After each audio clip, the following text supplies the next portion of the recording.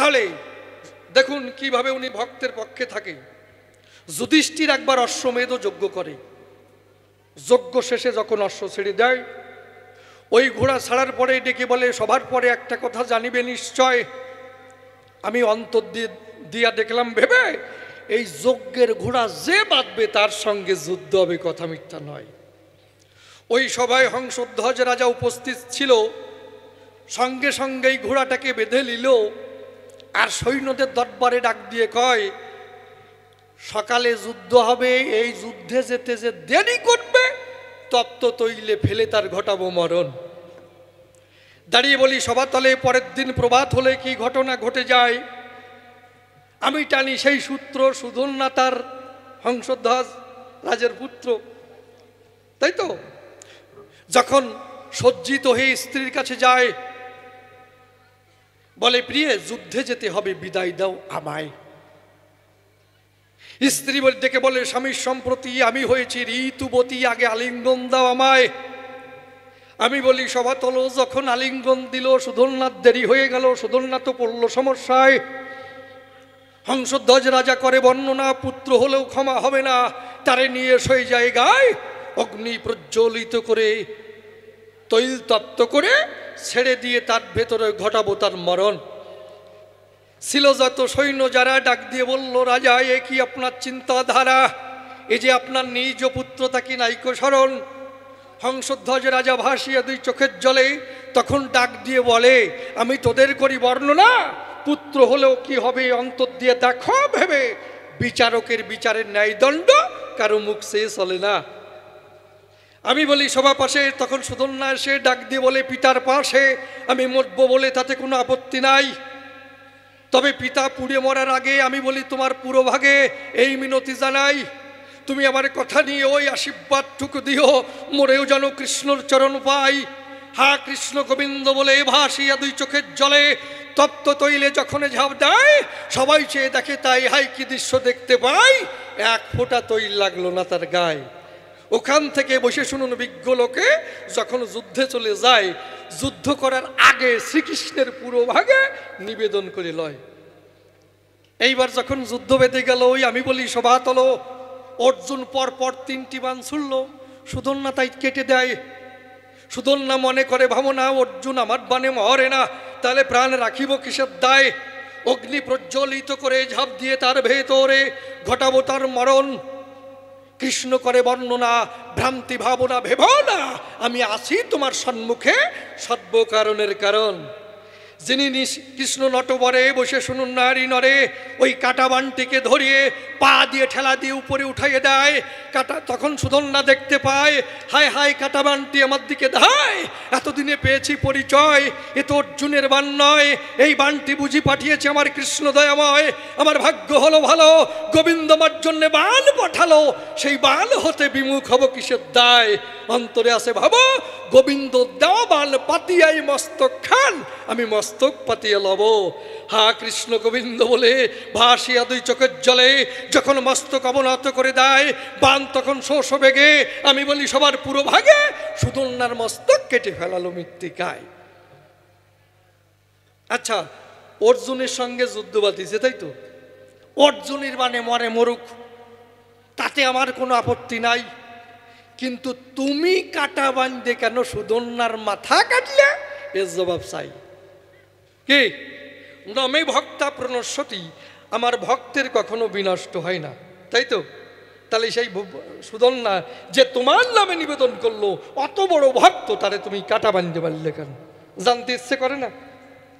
হ্যাঁ হ্যাঁ, অর্জুনের কখনো যুদ্ধ করবে না, অর্জুন মোটে করবে না, ওনার তো দোষ নাই।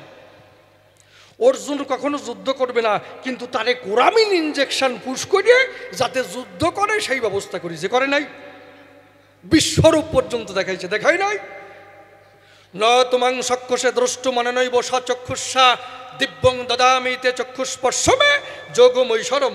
হে অর্জুন, তুমি তোমার সামান্য চক্ষুর দ্বারা আমাকে দর্শন করিতে পাইবে না, আমি তোমাকে দিব্য চক্ষু প্রদান করছি, যদ্বারাই তুমি আমার যোগৈশ্বর্য রূপ দেখো। তখন অর্জুন কি দেখছে? কিরীটিনাং গদিনাং চক্রিনাঞ্চ দূরনিরীক্ষাং সমন্তাদ দীপ্ত নালাগ্ধুতিম প্রমম তুমি কিরীটি গদা চক্রধারী তেজ রাশি স্বরূপ, যেদিকে তাকাই তুমি তেজে অগ্নি সূর্যের সমান, তোমাকে দেখা বা মাপা যায় না। অনাদিম ধান্ত মলন্ত বীর্য মলন্ত বাহুং শশী সূর্য নেত্রম পশ্যামিতাং দীপ্ত উষদশ বক্তাং সতেজসা বিশ্বমিদং তপম তম। তুমি অনন্ত বীর্যশালী, অনন্ত বাহুধারী, চন্দ্র সূর্য তোমার চক্ষু দেয়, তোমার মুখ দীপ্ত অগ্নির ন্যায়, তুমি নিজের তেজে জগৎকে তাপিত করিতেছ। অহমাত্মা গুড়াকেশ সর্বভূতাশয় স্থিত অহমাদিশ্চ মধ্যঞ্চ ভূতানামন্তে বচ। অর্জুন, আমি সর্বভূতের অবস্থিত আত্মা, আমি তাহাদিগের আদি মধ্য অন্ত। এইভাবে কুরামিন ইঞ্জেকশন পুশ করাইয়ে তারে ধ্বংসযুদ্ধ করাইয়ে তারপরে উনি ছাড়লো। কে তুমি কৃষ্ণ, তুমি ইচ্ছা করলে মিটাতে পারছে না? আমি নির্মল হয়ে বলছি, একজন মেম্বারের কি ক্ষমতা আছে? যদি দুই পক্ষ গন্ডগোল হয় তখন মেম্বার ইচ্ছা করলে মিটাতে পারে না? ভাই কি কও, পারে না? যদি যদি মেম্বারও না পারে, অঞ্চল প্রধান আছে, কি অঞ্চল প্রধানের কাছে যদি যায় তাহলে মিটতে পারে। আর ওরে সর্বনাশ, যদি এমএলএর কাছে যায়, কখনো প্রধান মেম্বার তাদের কথা বাদীপক্ষ কিন্তু অমান্য করতে পারে, কিন্তু যদি এমএলএ ডাক দেয়, সত্যি ইয়ার অবমাননা করা যায় না। উনি যা বলে তাই শুনতে পারে, সেটা সত্যি কথা না? এমএলএর কাছে একদম গেলে পরে তার মীমাংসা পরিপূর্ণভাবে হয়, যেভাবেই মিটুক তাতে কিন্তু একটা আলাদা শান্তি। যদি বলে দুই পক্ষ এবার কুলাকুলি দাও, সত্যি তাই দেবে। এমএলএ সাহেব এত সোজা ব্যাপার কি? তাহলে এমএলএর এই ক্ষমতা আছে। তুমি কৃষ্ণ, তুমি ভাবতে না দুই পক্ষরে মীমাংসা করতে? হ্যাঁ, কি ব্যাপার, খালি কথা কবার হইয়ে যায়, তোমার সেই শক্তি নাই? কি ব্যাপারটা কি? কি তাহলে যে এমএলএর ক্ষমতা থাকে, বসে শুনুন বিজ্ঞলোকে, আর কৃষ্ণ যিনি সর্বশক্তিমান, তার মধ্যে কি পাওয়ার থাকতে পারে? তা তোমার পাওয়ারে কাজ আলো না? না পাওয়ারে যদি আগে কাজ হতো এখন হয় না, সেরকম বলি আমার কোনো কথা নাই। কি ভাই আসার সময় বলছে ভাই একটু রস দেবেন, বুঝলেন? রস ছাড়া কোনো কথাই হবে না। কই যত কথা কম কয়ে পারেন, খালি রস দেবেন। তাহলে আমার গুরুদেব হচ্ছে রসের ঠিলে, আমি নির্মল হয়ে বলি সভাতলে, কি ঠিলে আজকে ফুটো করে যাই নাকি? রস চোয়াই আসুক একদম। যদিও এই গল্পটা আপনাদের জানা থাকে তবু না বলে যাব না, পেটের মধ্যে গ্যাস নিয়ে চলে যাব না, বুটবুট করার চাইতে দাস্তই নামিয়ে যাবালো। কি হরিবল হরিবল। তিন শয়তান, মারাত্মক শয়তান, সাংঘাতিক শয়তান, অসম্ভব শয়তান, দারুণ শয়তান। ওরা মনে মনে ভাবছে ভাই একটা প্রতিযোগিতা করতে চাই। বলে কি? বলে দেখো এমন একটা প্রতিযোগিতা করব জগতে নাম ছড়াইয়ে যাবে। একজন বলেছিল তাই ভাই জীবন ভরি এত ভালো ভালো কর্ম করলাম, কোনোদিন নাম ফাটে নাই, শালা যেদিন নিজের মাওয়েরি নিয়ে বেরোই গেছি সেদিন নাম ফাটিয়ে পড়লো। এইরকম আছে না? তা তিনজন বললো একটা প্রতিযোগিতা করব, জগতে নাম ছড়াই যাবে। প্রতিযোগিতা কি? পাদের প্রতিযোগিতা। আপনারা পাদ চেনেন তো? চেনেন না মনে হয় না? সত্যি চেনেন না? চোখছে বলি মনে হয় চেনেন না, না? এটি বলে পাদ।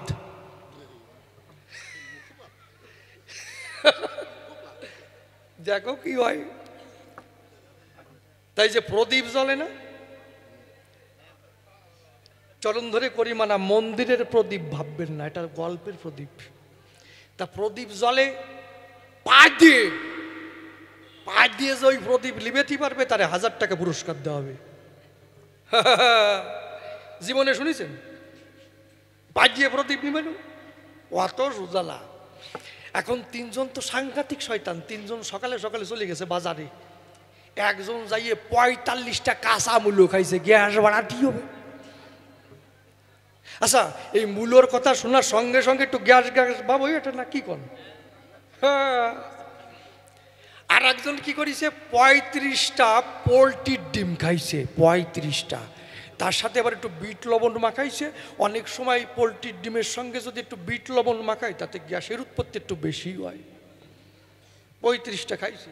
আর একজন আলু চপ, বেগুনি চপ, লঙ্কা চপ, পেঁয়াজি, ফুরলি যত আছে ভাই একটাও বাদ দেয় নাই, সব কটা জায়গা মতো বলিছে। তাই এবার 3 জন হেঁটে আসছে, ওর মধ্যে যে মারাত্মক শয়তান ও হেঁটে আসছে, পা ফাঁকা করে না, পা লাগিয়ে হেঁটে আসছে। অনেক সময় পা ফাঁকা করলে বেরোয় যেতে পারে, হাসির কথা না, তাতে পাদের চাপটা একটু কমে যাবে।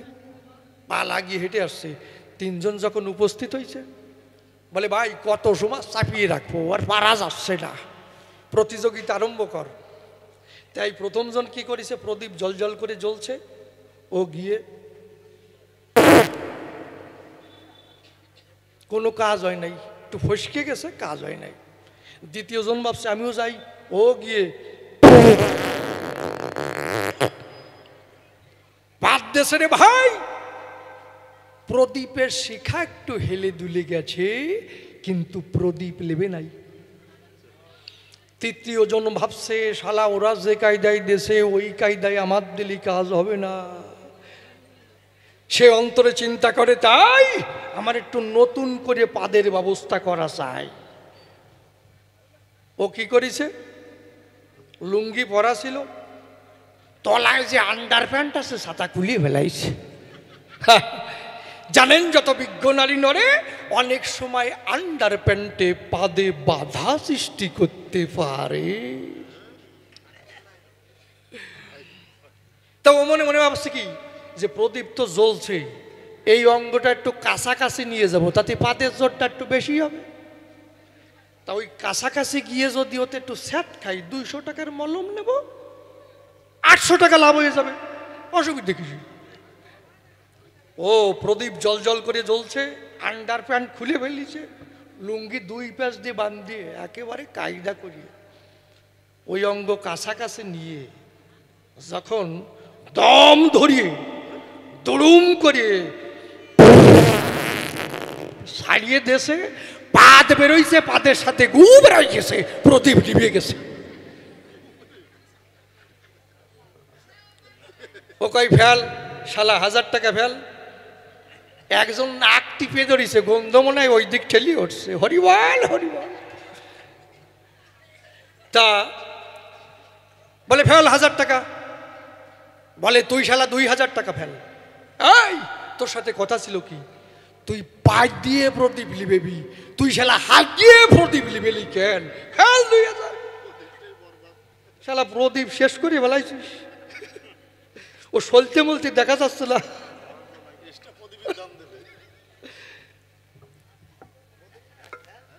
তা আমি কই না যে আমার কৃষ্ণ পাল দিয়ে প্রদীপ নিবে, কই না, যদি ওই দলে পড়িয়ে যায় তা আমি করবো কি।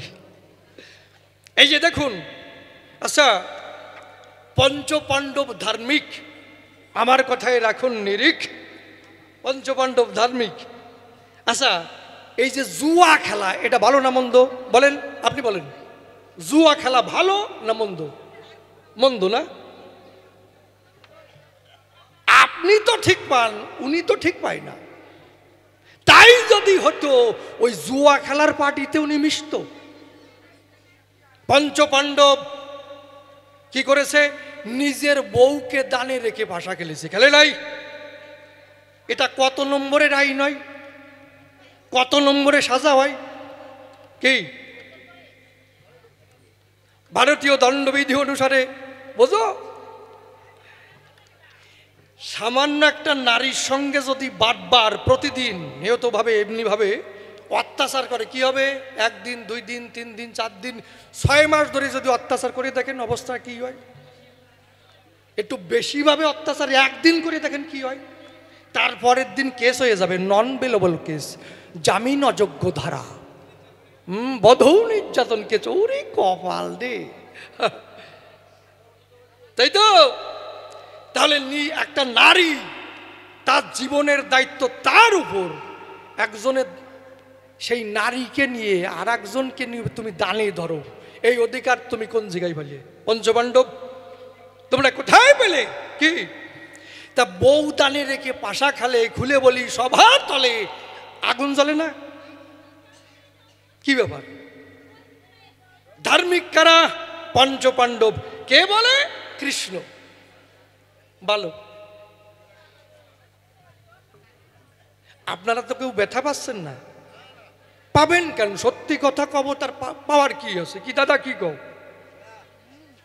কুন্তি, উনি তো কুন্তির কথা বলে গেল, ওরে চল ভাই আমরা জঙ্গলের মধ্যে চলে যাই, এ জগতে থাকবো নাকি? ওই কুন্তি কুমারী অবস্থায় সন্তান জন্মায়। যদি এই শিক্ষা বিশ্ববাসী গ্রহণ করে, আমি বলি সভা পরে বিশ্ব যাবে সারে কারে। কি এখন তো মাথা ঝুলোচ্ছেন, তখন কিছু কর নাই, খালি ঝুলোই যাবে। হরিবল হরিবল। তাহলে ব্যাপারটা কি? আর ওই যে পঞ্চ পাণ্ডব, ওরে সর্বনাশ, এক একজনের বিয়ে দুটো তিনটে চারটে। দাঁড়িয়ে বলি সভা পরে, যারা এইরকম ঘন ঘন বিয়ে করে তারা মানসিক জাত না, তারা মানসিক জাত না। কি তাহলে কি ব্যাপার? কারা বলো? পঞ্চ পাণ্ডব বলো। কে কয়? কৃষ্ণ। আর খারাপ কা? আমার ছেলেরা। ওরই কপাল রে। তারপর আবার বলে গেছে কি গুরু ঘরে আশ্রয় করতে হয়। গান্ধারী, তুমি গুরু ঘরে আশ্রয় করেছো কিনা, তোমার সন্তানদের কি শিক্ষা দিয়েছো, তাদের ওই গুরুর কাছে নেছো কিনা? কি আমি গুরুর কাছে যাই নাই, তুমি কি করবা? তোমার কথা মতো গুরুর কাছে যাব? কি আমার ইচ্ছা? যদি গুরুর কাছে যেতে হয়, তুমি গুরুর গুরু কৃষ্ণ জনার্দন, তুমি গুরুর গুরু কৃষ্ণ জনার্দন। কি তাহলে যদি তুমি গুরুর গুরু হও, মনের কথা খুলে কও, তোমার তো অবস্থা বেশি ভালো না।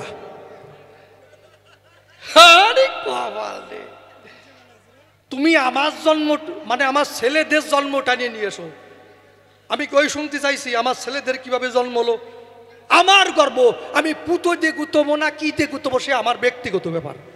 আমি ওই কয়জনের জন্ম দেবো কিনা আমার ব্যাপার, ওই কয়জনে মারিয়ে ফেলবো কিনা আমার ব্যাপার। কি দাদা কি কও? তুমি বলার কি? তুমি আমার তলার খবর না। ওরে আমার কৃষ্ণ রে, ব্যাপারটা কি? হ্যাঁ নাকি? এই জন্যে তোমারে করি বর্ণনা, বেশি বাজে কথা বলি না। তোমার জন্ম তো ভালো না, যদি ভালো হয় কইয়ে যাই, আমি তো খোসা দিয়ে যাচ্ছি যাতে তুমি ভালো কোয়াও নাকি। আচ্ছা, এই কৃষ্ণ যখন জন্ম হয়েছিল, বাবা ছিল একদারে, মা ছিল একদারে। কি আর উনি জন্ম নিয়েছে টেলিগ্রামের তারে, হয় নাই? এইভাবে হয়। আর ওনার বিয়ে কি সত্যভামা হরণ, জাম্বুবতী হরণ, রুক্মিণী হরণ, এই তো বিয়ের ধরন। এই বর্তমান যদি হতো, নির্মল হয়ে বলছি, কিডন্যাপ কেসে পড়তো। পড়তো না? নন বেলেবল কেস। একজনকে চুরি করে নিয়ে আসা, এটার কি জামিন পাবে? Kidnap case. ওরে বাবা কি ফেস রে বাইরি। তাহলে সত্যভামা হরণ, রুক্মিণী হরণ, জাম্বুবতী হরণ, এই তো বিয়ের ধরন। ওনার দ্বারাই যে সন্তান হয়েছে সেও হরণ করেছে।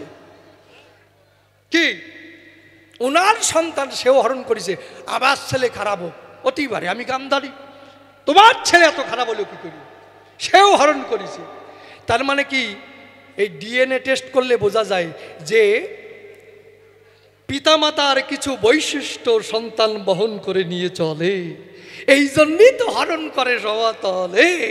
এই জন্যে বেশি কথা কই না। যাক, তবে আর বেশি বলে কার্য নাই। সভাস্থলে এইবার করি একখানা গানের আয়োজন। আছেন যত বিজ্ঞ শ্রোতা, পালন করে নীরবতা, আমার গানের দিকে রাখেন দিয়া মন। অনেকে ভাবতেছে শালা নামে না কেন রে? আরে কপাল, কারণ আপনারা অধীর আগ্রহে বসে আছেন কখন আবার অসীমবাবু আসবে। কি মনে মনে ভাবতেছি যে শালা নামে না কেন? কি আমি কি অত বড় বেবলছি খালি খালি সময় নষ্ট করবো? আরে কপাল, দাও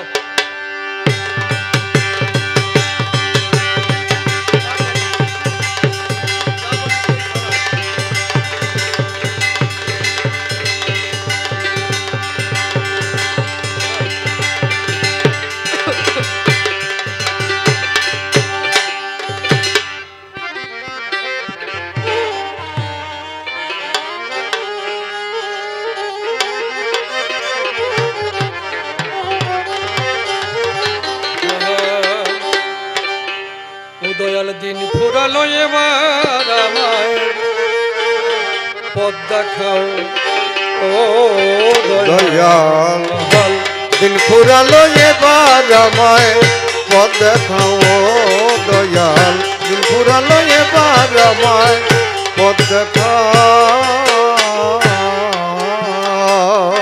ওই আমার জীবন বিনা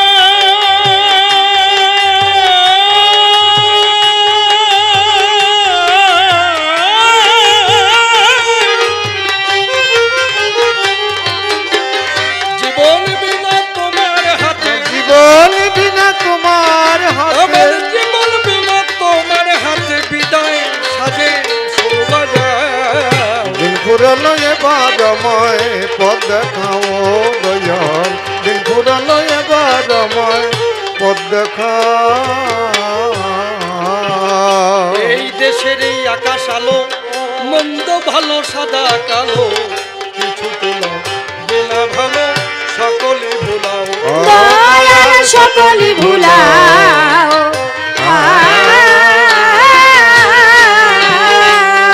আমার বৃত্তি মুখর সুখের বাসা দীপ্তি মুখর সুখের বাসা বৃত্তি মুখর সুখের বাসা নিজের হাতে ভেঙে দেও দিন ফুরালো এবার আমায় পথ দেখাও দয়াল দিন ফুরালো এবার আমায় পথ দেখাও দিনের কুসুম পড়লো ঝরে সন্ধ্যা নামে আধার করে রইব না আর ঘাটে পড়ে ভাসাইলাম নাও দয়াল ভাসাইলাম নাও এদিন রসিক বলে দিন বন্ধু রসিক বলে দিও বন্ধু রসিক বলে দিন বন্ধু আমার ভাঙা তরি তুমি দাও দিন ফুরালো এবার আমায় পথ দেখাও দয়াল দিন ফুরালো এবার আমায় পথ দেখাও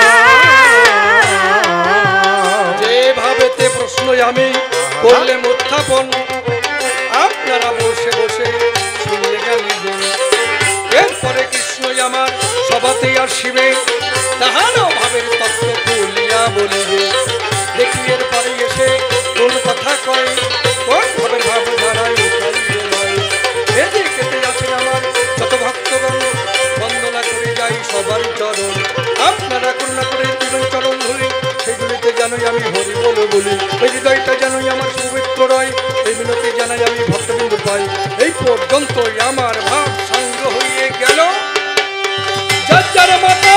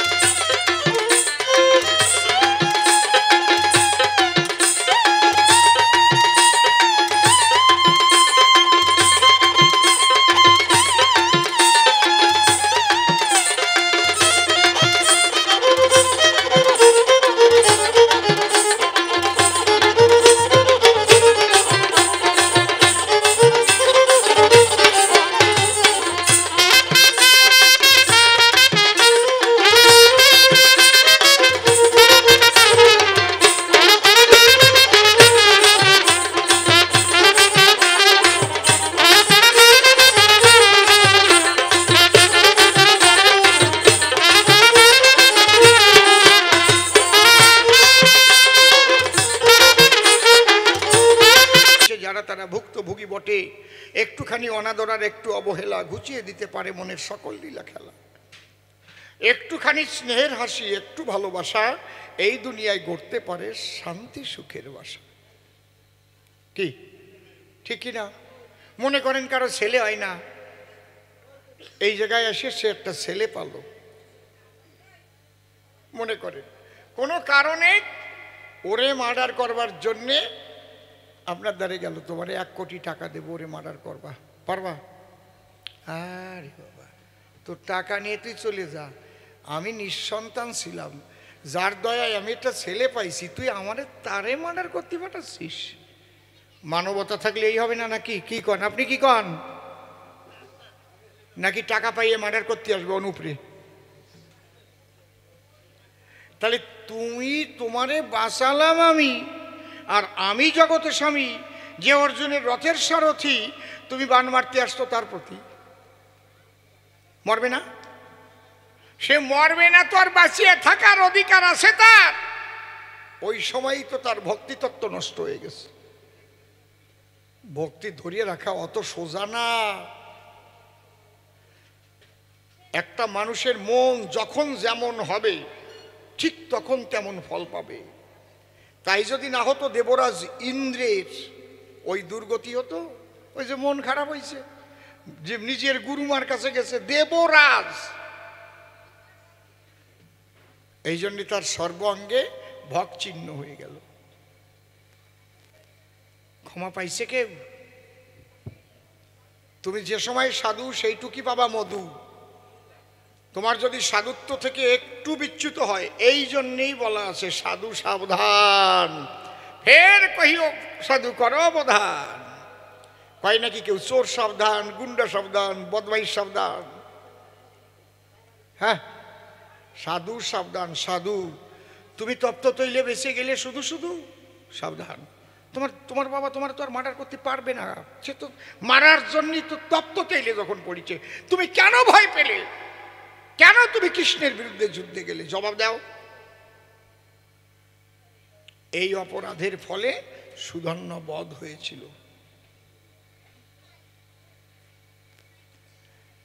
এই জন্যে ভক্ত হওয়া শক্ত বটে, মাটির মতো হওয়া চাই।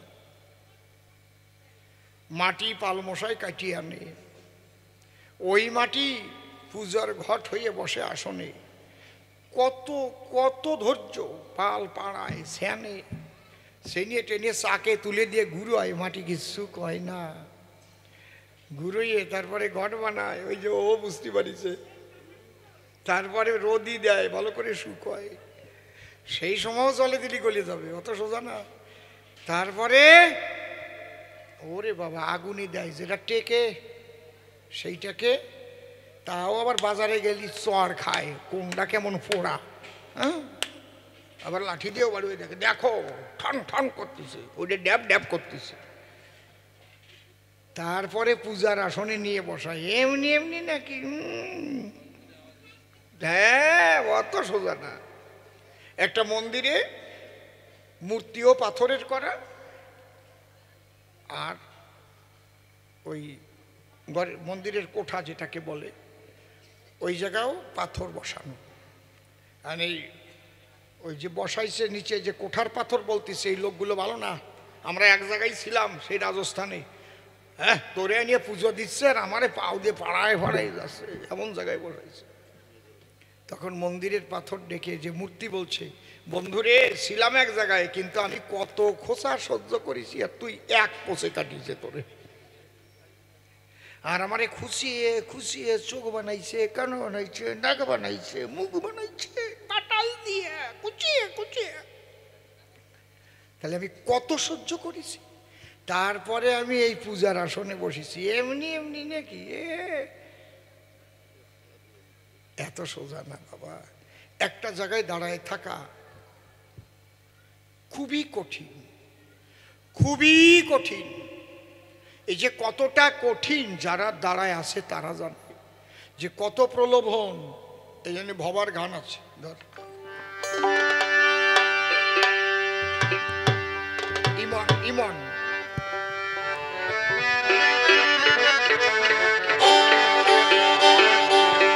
সাধনা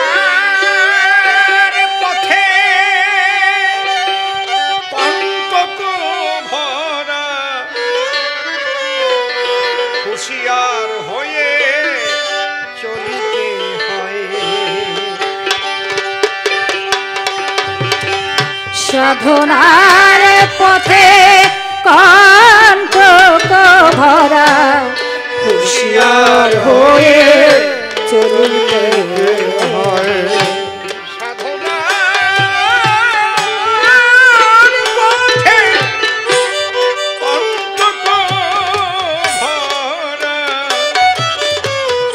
হুঁশিয়ার হয়ে চলিতে হয় সাধনার পথে কণ্টক ভরা হুঁশিয়ার হয়ে চলিতে হয়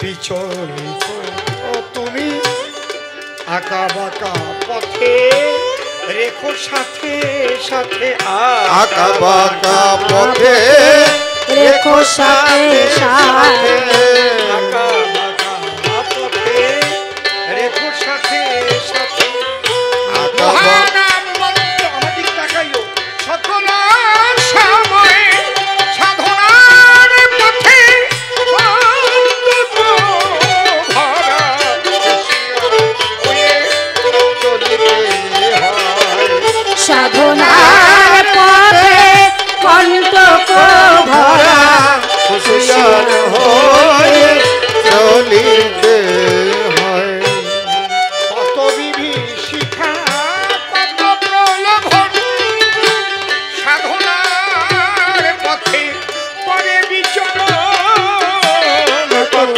বিভীষিকা